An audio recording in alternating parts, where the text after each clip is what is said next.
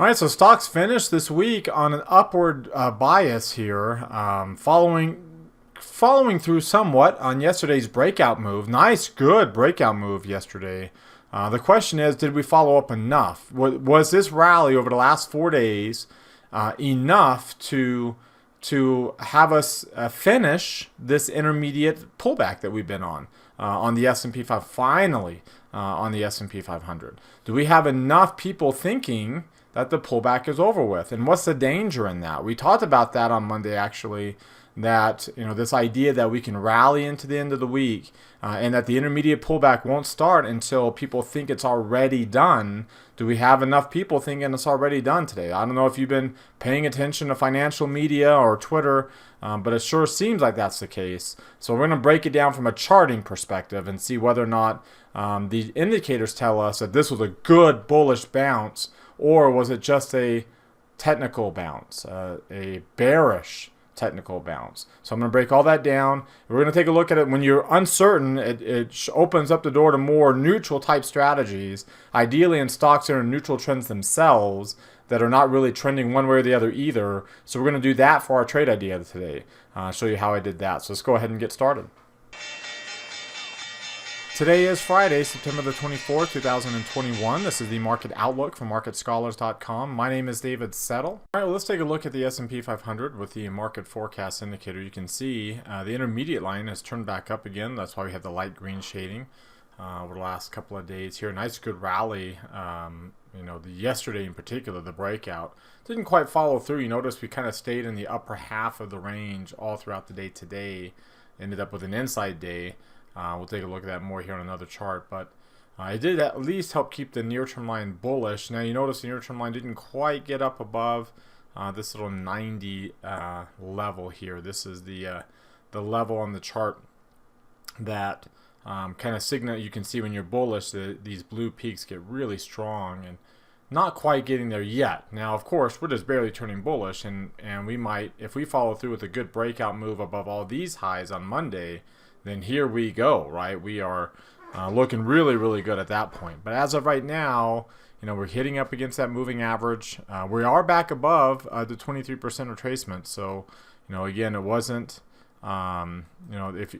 this would be of this move here, this May rally, about as close to a pullback inside this that you could say. So we had dipped below to the 38% retracement. We came back up, and we're back above the 23. Of course, when you take this off, the real intermediate pullback is here at the 23%. So we're still not even there yet. So again, that kind of throws just how bearish this was. But it was legitimately a bearish intermediate decline. It lasted not very long. Wasn't very deep. But it did get the intermediate line below 40. You did get dark pink shading and a red line.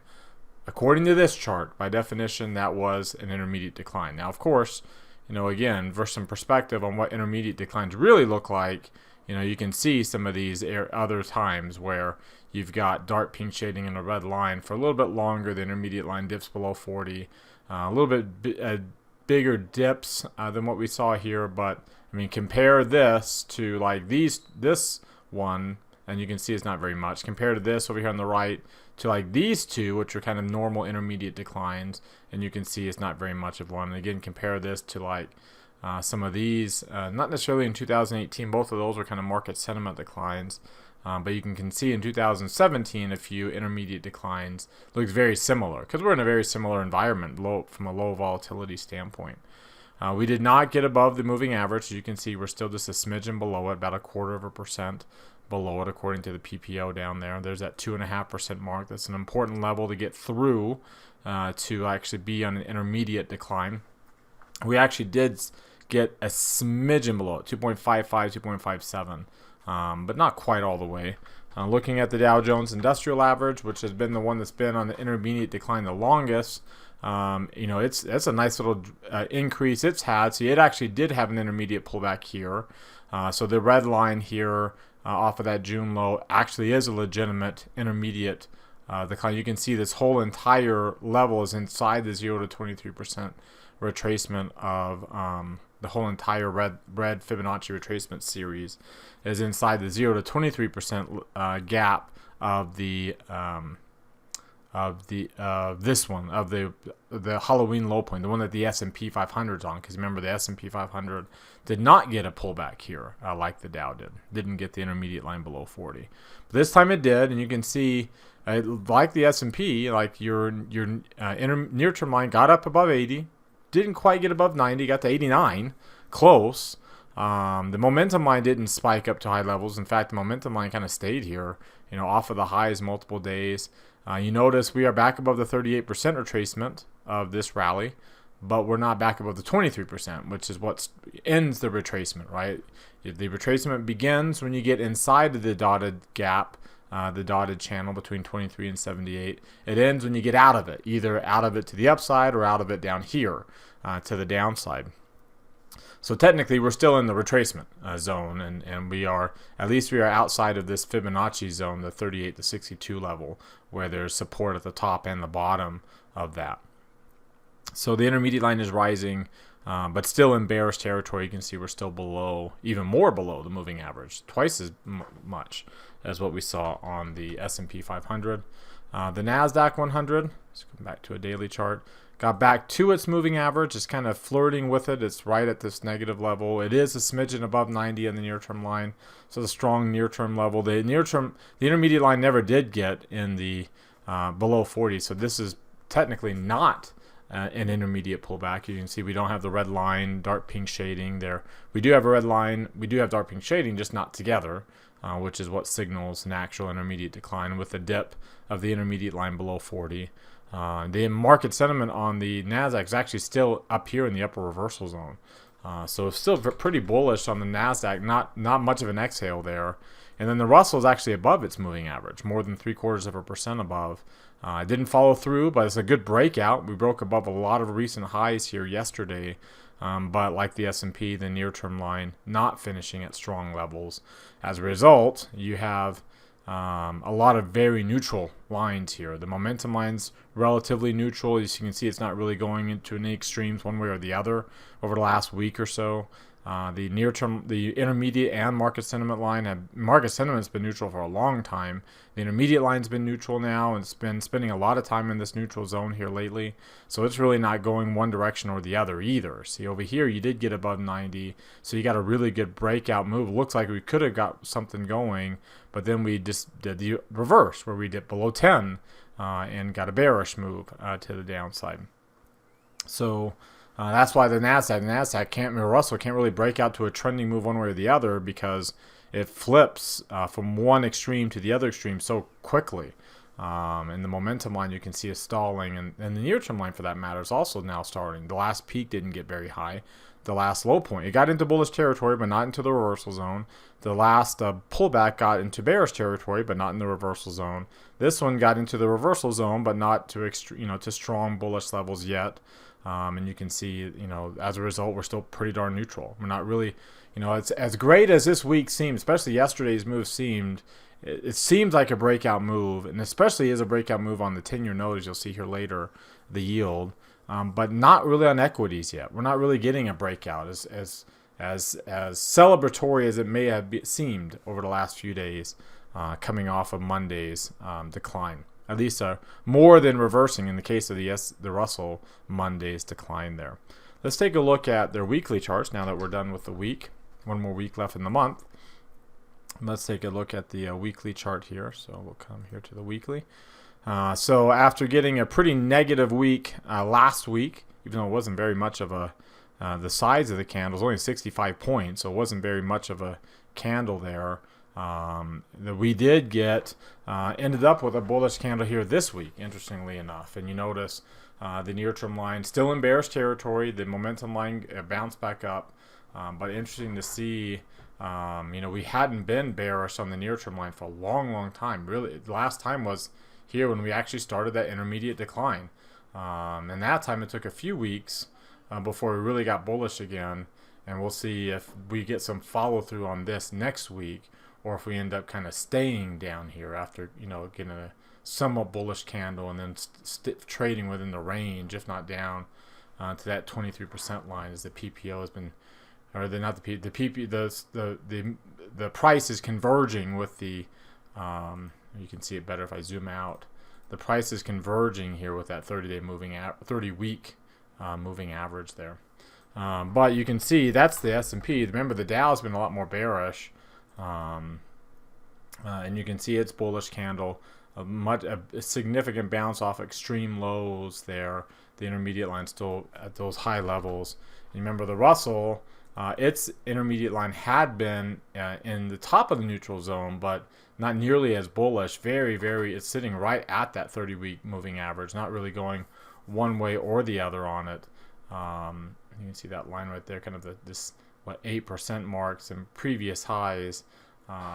We are down into that area where we're not really going one way or the other right now on the Russell 2000. Of course, your Nasdaq's been your most bullish one, still well above the moving average, and hardly. We didn't get nearly the decline there that we saw on some of these other charts.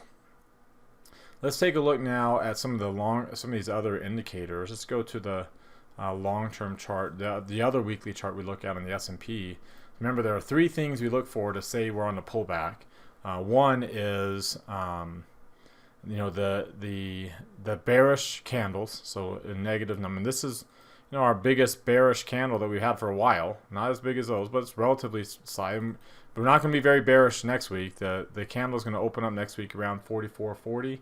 We're already trading at 44.55, so we're actually going to have a bullish candle to begin the week next week.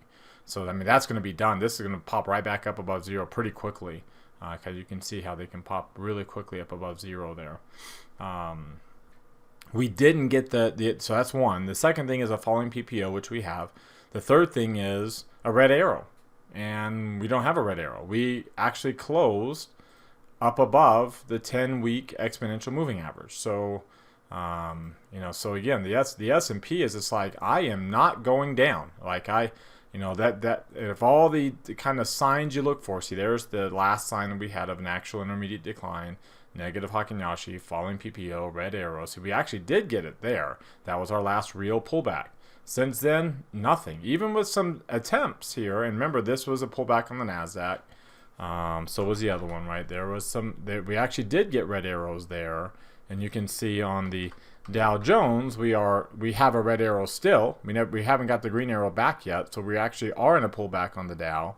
It's a relatively larger candle range, and we had one there in June. And of course, the Russell's been up and down. The Russell's been getting tons of arrows, which is a sign of a reversal typically. But we've got lots of arrows up and down, up and down, up and down, not really going anywhere. So the S&P is like, nope, I'm not doing it. Right, I'm not doing any of that. And it may seem like we did this week, but one day doesn't make a pullback, right? One day doesn't make a trend, and we saw that as these indicators have played out here. Let's look at some of these other oscillators. There's your big bearish breakout on Monday, a big move on well up above 35 on the negative index, and biggest drop we had in the positive for a very, very long time. We are off those levels, obviously, but we're still not done with the bearish breakout mode, right? One of these lines has got to cross. So either the negative's got to get back below 25, the positive's got to get back above 20, and neither one of those has happened. Same thing with the Dow, right? Same thing with IWM, or IWM actually did pull back into this area, so its bearish move is done, but no bullish breakout yet. It's just kind of neutral there. And then QQQ, you can see again off those levels, but not changing. So you can see, like, it's a great bounce up to moving averages, but you notice it's not quite the same as what we saw on these other bounces, where we bounced, well above the moving average pretty much immediately there. Let's look at the RSI and the CCI. And look at these. You can see we're back to 0, back to 50. We're not quite necessarily like breaking back up to 60 or back above 100 there, or even we'd have to be above 150 at least to change the direction. Same thing with the Nasdaq. We're just barely here at the midpoint. The Russell 2000 is a little bit higher, but still kind of not in the bullish territory yet. And then your Dow Jones Industrial Average still at those midpoints too. So it's great. This looks really, this was a good finish to the week. We need some follow through next week to really say, like, this is it, right? Now, we talked about last week, or on Monday, we talked about that by the end of the week, there was a good chance that we'd fill in the gap on Monday's gap and we'd finish higher, to the point where by the end of the week, if we are going to get a pullback, we have to have people thinking that we've already had it, right? And I think there's a pretty good narrative out there right now that we've already had the pullback, like as much as it was, as you saw, the rally. But if you notice with a lot of these indicators, they're not really like screaming pullback's done, like bounce like we've seen on some of these other bounces. They're actually kind of looking like, this is kind of like a bearish bounce. It's not really a bullish bounce, right? A bullish bounce off of higher lows that leads you to higher highs. It seems more like a bearish bounce, a bounce off of lower lows that leads you to lower highs, eventually. Let's take a look at the Bollinger Bands for SPY. You can see we're in the middle of the bandwidth, so we haven't, we're not, again, you have to be back up above in the upper quartile to really be bullish again. So again, that doesn't reflect, strong bullishness there. Of course, the diamonds as well, especially with that big resistance right above it. And then the Qs right in the middle, and then IWM also with that resistance right here, right where we're at. And we're, a little bit higher above the moving average, but still not into the upper quartile where you kind of need to see it to be bullish, right? To be like, okay, we have turned this ship around. We had a bearish trend going here on the trend quality indicators. That has dropped, so we are now back to below -1 and back below 50. So there's literally no trend according to that indicator now on SPY. The Qs have had this big strong trend, finished it, had a kind of a secondary trend, finished it, and now we have a weak bullish posture again. If it follows this pattern, it's not going to get very big, right? And you wouldn't expect it to. The IWM, of course, there's no trend. It's still below 50, below 1. It can't get a trend going on IWM. And then your diamonds has been more bearish, and it's still bearish, right? We're still right at the 2 mark and right at the 65 mark, which suggests bearish trends. And you notice we are above the blue line, but we didn't extend away from it, and we're still in the cloud. We haven't gotten back above that cloud. Let's go back to the 2-line versions of this chart. We kind of skipped this one. So here's the MACD and the stochastics. The 3 green arrow chart, 3 red arrow chart. You can see we don't have 3 red arrows anymore. The stochastics is green. That's why you have the clear shading here, the clear shading here, no shading, I guess you could say, no shading here as well. Stochastics is green, and we have green shading here. So the IWM is actually getting us 3 green arrows. Obviously not necessarily a breakout type move here yet, at least. But it's 3 greens. But at least we're done with the light pink. If we're going to turn green, like we need to transition from no shading to green. Otherwise, a lot of times when you're bearish here, at least when you're in the few bearish pullbacks that you actually do get, you can see that you can go from light pink to clear, back to light pink to clear to light pink really quickly. You had some green there, but then you're back to clear and then light pink. Right, if I were to go out a little bit further to kind of show you some other intermediate declines. So light pink to clear, but then instead of to green, we went back to light pink. Then we went to clear, but instead of going to green, we went back to light pink. See, that happens a lot. When you're in bullish trends, you can stay 3 green arrows for a long time, a lot longer. They're much bigger than you can on bearish trends, unless you're really on a market sentiment decline where you stay light pink for a while. During intermediate declines, you don't stay light pink for very long. There's another market sentiment decline, lots of light pink, but you see broken up by lots of clear shadings. Obviously not nearly as big as the green shadings are, and then there's another era of light pink. See, light pink and a lot of clear here during this decline. Then some green, and then back to light pink. So it'll be interesting to see if we get any green out of this. Right now, after this clear, or are we going to go back to light pink, which here all it would take is a phantom red arrow to occur, which would be really bearish. A really bearish phantom red arrow. Over here, it was it was the moving average. It was the moving back down below the moving average that got you back to pink again. Down here, the green, the green arrow is down on the stochastic, so that's the one that has to roll over, and that would be a relatively bearish indicator if that were to happen. Let's take a look at the 2-line version of this chart.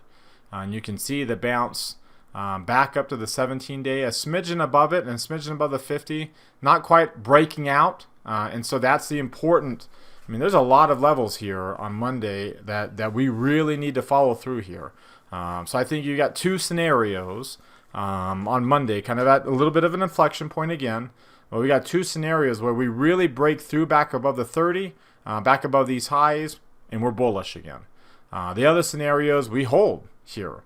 Like again, this idea that we've had the exhale is done. I don't think there's a lot of people thinking at all about that we are actually still in an exhale. I think the prevailing narrative is that we've had our pullback and that was it. But the problem is we haven't, unlike all these other bounces, we haven't gotten back up above like the 8-day that's trending higher back above the 17-day. See, all these we got right back up above really quickly. This one we're not back above the 30-day. We're just barely above the 50. I think there's still an opportunity here that we can hold this resistance and roll over. You can see the diamonds, it's barely above the 17 and still well below the 50 and the 30 and below that resistance level. Really, it's only IWM is the one that's the most bearish, but it didn't follow through at all with yesterday's breakout. That was a very bullish breakout, and instead of following through with that, we actually gave a lot of it back up and came back down.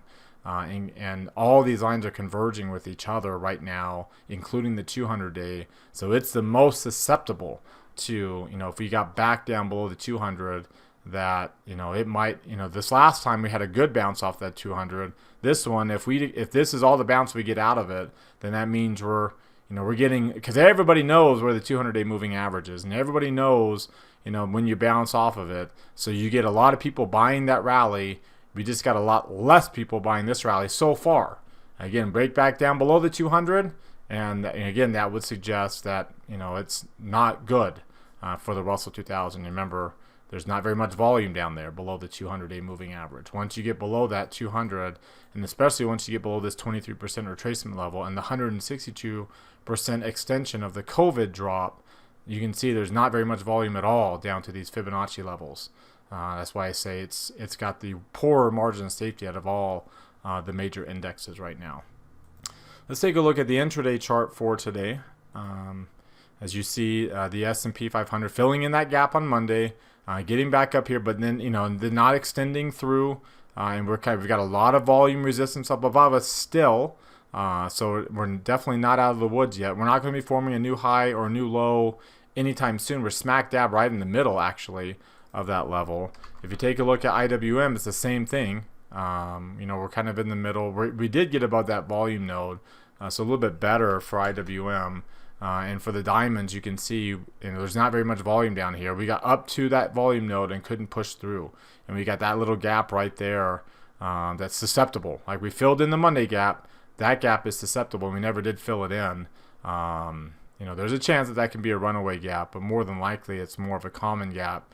So unless we can break through here and fill in and get back up to 354 pretty quickly, then again, that's the idea. That's the issue in terms of this inflection point.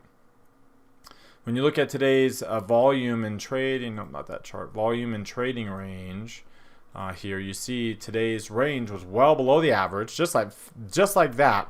Our range finished. We've had some big ranges this week, especially when you include the gaps. And then we're back down the 3.5 point gap.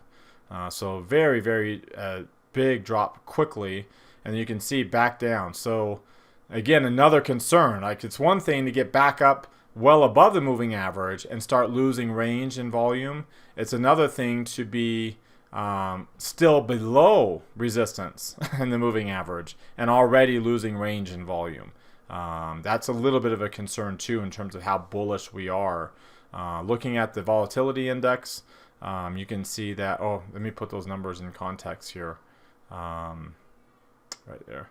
So we had 3.62 points is down below that average and 62 million down here. So those are lower numbers. We need to see more of that, but I'd prefer to actually get through that resistance first with some bigger ranges, and then start to pull back as we are, a few percentage points above that 30-day moving average there. Now let's take a look at the VIX. So the VIX dropped down to 85%, but not back down to 80, but it did drop below 18. Dropped back down to 85%.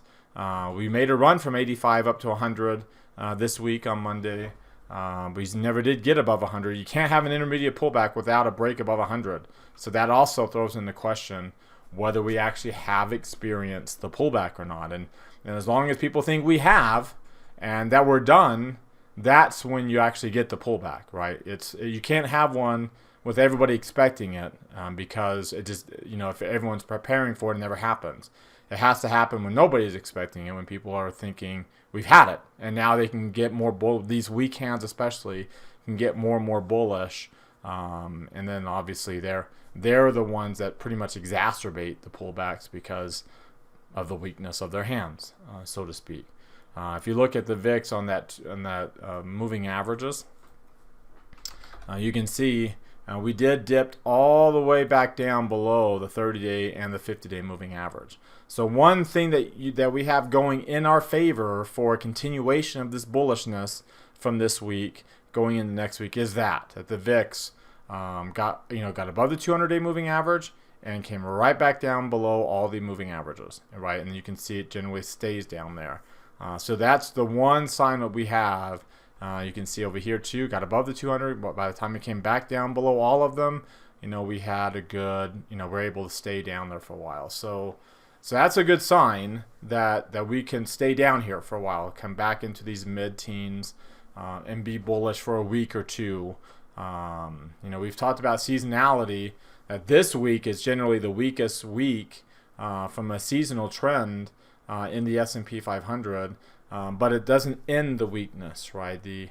From a seasonality standpoint here, here's the VIX. You can see this generally here on the 22nd, which is a couple of days ago, this generally starts the rally in the VIX up to right about October expiration. It'll be 2 days before October expiration this particular year. So there's a seasonal. That's a pretty good move too. We're 5% or 4.4% there, all the way up to almost 20% on the VIX, and we are 34% off of where we started the year. So that's the concern, right? That is, here's we've been trending, and there's the low point in the VIX typically from a seasonal standpoint. It goes up and down, up and down. You can see the trend. If we bounce off of what would be a higher low point and continue this seasonal trend then to October expiration, then that would be our concern, right? If not, then we'll stay kind of bullish, kind of like what we've seen on some of these others, kind of like what we saw there when we had in this case where from a seasonal standpoint we should have come off that higher low point into a higher high right there. Because of that seasonal move into August expiration, essentially. But instead, we actually went back down. And so that's a possibility now, too. I think that's our lower probability scenario, but not as low, not that unlikely. I think it's more probable that we hit this inflection point on Monday and we have a weak next week where things aren't, we hit this because we've already tailed off going into today, that we won't be able to renew that strength next week, that we'll kind of taper off and then now roll back down and again start an exhale that people think is already done. I think that's a likely. I don't think that's a high probability though. I think that's a more likely scenario than us, than having volatility come down through October to lower lows. But I expect that we will kind of hit this resistance and roll over on the S&P. Where we're at right now and roll back over. But I'm definitely not dismissing the idea that we can continue higher. In fact, my active trading portfolio is set up with what we've done in our class portfolios, our trading rooms at Market Scholars. I'm not that directionally bullish, but I am leaning more to the bullish side. For those of you Market Scholars that are watching these videos can attest, we're bullish, and we can really get a good return into October expiration if we do grind higher to the upside over the next 3 weeks. I think that's I'm set up for that probability, but I'm also hedged against and prepared for a bigger drop. If we were to go to October expiration, with the decline, right? And I've got some built-in protections in the active trading portfolio, and I'm not so directionally bullish that it'll be that painful for us if we do roll over. So that's kind of what I'm expecting going into next week. What do you think? Do you agree with that? Do you disagree? Let me know in the comments section below, especially if you disagree. What charts or indicators are you looking at that suggest why you're either a lot more bullish or a lot more bearish than I am going into a new week next week? All right, before we look at some other charts, I invite you to subscribe to our YouTube channel. Mouse over this icon here in the bottom right corner of your screen. Hit the red subscribe button that pops out. There's also one down below the video if you're watching us on YouTube. That notifies you when our videos are posted. Also, while you're down there, hit that thumbs up icon. That tells us two things. You liked your video today and you want us to do another video again Monday. Quick way to give us feedback if you like our videos. Of course, if you don't like our videos, you don't have to click on anything or even watch for that matter. Also, comment down there. What stood out to you from the video today? What questions or comments do you have? Post those in the comments section. Join our website at marketscholars.com. There's a link popping out there in the top right corner of your screen. Click on that link to subscribe to our site for free. Follow me on Twitter for more content in between the videos from day to day. There's my handle there at DavidSettle42. And join our Market Outlook Facebook group that we've created. If you're watching us here on our blog, come over here on the right, click on the Market Outlook Live image right here. That takes you to this page where you can view today's Market Outlook Live as well as all previous Market Outlook Live videos here. Again, this is where I review all the trades that we've done in previous Market Outlooks. Some that we've closed, some that we're still in. We talk about why we stay in them. We talk about how we close them. So we basically managed, and we also put on today's trade idea already before the market closed. If you come back over here, click on, you can see our upcoming trading rooms and classes. If you click this view more, or if you come up to trading rooms and click on that, it takes you to this page, all of our classes and recordings that we have going back 3 years. So a lot of content there. Come down here, click on that heart. It opens up a new page. Click that like button right there. Also click on this thumbs up icon, opens up another new page. Hit that like button. Again, the more you do that, it helps us out because it gets a lot more, it gets our content out to more of our followers that actually are following us on these social platforms because of the engagements it has. That's why we always ask for it. It also benefits you because Twitter and Facebook promote content in your timelines from the accounts that you engage with the most. So we try to make it really easy for you to engage with us right here. All right, now let's take a look at what's driving the price action. You can see the different asset classes here. You can see the big drop in bond prices we have, but you notice it wasn't necessarily a breakout on bonds as much as it was. This is long term. This is more than 10 years. It'd be 20 to 30 years. The TNX, the 10-year yield, which you can see right here, actually did. It's a good strong breakout on the TNX up above the 1.45%. We got to 1.46. So important breakout. Important that we hold that we don't hit this and fake out. Right, where we get above a resistance level and then break right back down below it. Those are bearish. Fake outs are bearish. Of course, breakouts in this case would be bullish. You notice we're not breaking down on bond prices yet, though. Light pink shading. We're below 70 on the intermediate line, and yellow line, but the intermediate line, the moving average isn't falling. In fact, the dollars, not bullish. Right, this is a bearish for the euro, the dollar is bullish. It's not bearish. Which is what you'd expect to see in a risk-on environment. Look at Bitcoin. Bitcoin's off of its lows. It came off its lows of the day, but still dark pink shading and a red line. This is a reflection of speculative appetite for speculation. And it's not, it's trying to get above this 38% retracement level and get going again, and it can't. Right? It broke down early this week. It bounced back up the last couple of days and then broke down again today with today's China news. You see silver, which is a key reflection of economic demand, and copper. Neither one of them are really breaking out either to the upside. And then here's global equities. You can see it's kind of looking very similar to what we're seeing in SPY, emerging markets being the most bearish. Dark pink shading and a red line still. So not necessarily the most bullish of charts here. When you take a look at the sector grid, the same grid but the sector version of it from a U.S. standpoint, again it's light green shading and a red line here, and you can see where the strength is. Consumer discretionary, energy, that's where your strength is. Look at materials and industrials. Look why they bounced up so much. They were so far down below the moving average. Of course they're going to rally. That's when you get your biggest moves. So energy and financials look good, but they're not following up with these other cyclical areas coming off of the clusters, oversold clusters that they got. In fact, right now we're getting oversold clusters in the safety trade, interestingly enough. So you almost expect that we'll bounce off of those safety trades here, staples included, over the rest of this week here, despite the little, it looks like it's more, and even healthcare is not really rallying, and communication services not breaking out either. Outside of a couple of areas that we got above the moving average, especially discretionary, the rest of it just looks like oversold technical bounce is what we got here, especially considering that these four sectors down here in the middle are the ones that led us higher today, or this week, excuse me, off of that low point. If you take a look at the week that was, so coming into September 20th here, and then coming up off of that, so let's come over here. You can see we started off obviously down. All the safe haven trades went down too, but not as much.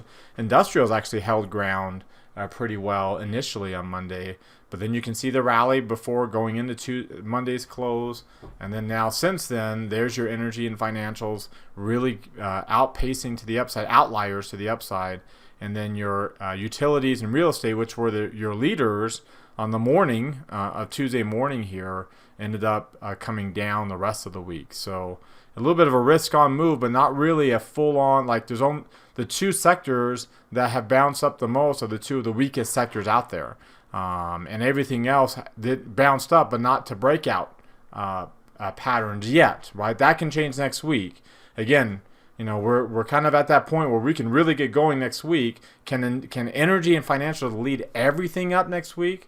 Or, is the fact that the rest of these are not following suit a little bit of a sign of this was more of an oversold technical rally than it was we're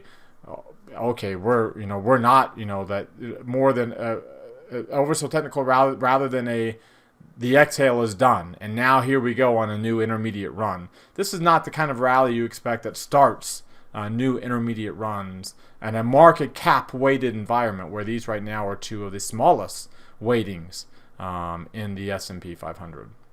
So for our trade idea of the day, this idea that not really bullish but also not bearish either. So for our trade idea of the day, I wanted to take advantage of that up and down neutrality. One stock in particular that's really been sideways and not really getting going anywhere has been CVS. It's in a downward decline now, but that doesn't look too bearish there, right? You have your bounce up in short-term sentiment. In fact, all four lines of the market forecast chart are inside of neutral zone, and your the stock is basically sitting right on top of the moving average. You really can't be more neutral than that. If you look at the trend strength indicator, very, very noisy. No trend. We are above the cloud, but no trend going, and the clouds are really, really flat there. If you look at the directional movement index to see if we're getting a directional move, you can see they're both below 20. So, there's this really, and the ADX is down below 10. So again, reflecting this idea that there literally is no trend going on right now. We are, the bandwidth has been low for a long time. There's your peak bandwidth. In the last 150 days, we're nowhere near that level, nor are we even moving towards that level. We're smack dab in the middle of the Bollinger Bandwidth. We're building a tremendous volume node here up above the value area, so relatively bullish, but pretty darn sideways. You can see from a RSI and CCI standpoint, very neutral there as well, stuck right in the middle of these charts. So, considering we don't have to worry about earnings till after October expiration, we'll come over here to our October strike prices, and we'll sell those 20 deltas. So selling the 81, buying the 79, selling the 88, buying the 90. That gets us here. Let's go to our single symbol here. There we go. That gives us this this range here. This would be for October expiration. Right there, we can full position size for about $336 here in this case, and you can see those break evens when I set the slices to the break even and then set those slices to the chart. You can see that as long as we stay, there's my upper range, so it's above this high. In fact, it's even better if you can see it on this chart. The high point is inside the range, just a brief little high point there. Multiple touches on the lower break even. So as long as we stay within this support and resistance that stock has already established and follow the trend, which right now is neutral sideways, then into October expiration, lacking from an individual standpoint any catalyst per se that can break you out of this trend. Of course, earnings being the biggest catalyst. The last earnings didn't even break you out of this range. Of course, the last one before that did get you a really good bullish move. So, and then the one before that too, you had a really good bullish run there. So we don't have to worry about that until the November expiration. So that sets us up for a nice trade here over the next 3 weeks for October. All right, well, that does it for today. You've heard from me. Now I want to hear from you. Use that link popping out in the top right corner of your screen. That takes you to our Market Outlook forums. Open up any new threads there with any questions or comments you have. Reply to other people's threads, and let's keep this conversation going in between videos. As always, thank you very much for watching. Remember to subscribe to our YouTube channel. Hit that thumbs up icon. Like us on Twitter and Facebook as well. Comment on the video. Have a great rest of your weekend, everybody, and we'll see you all on Monday.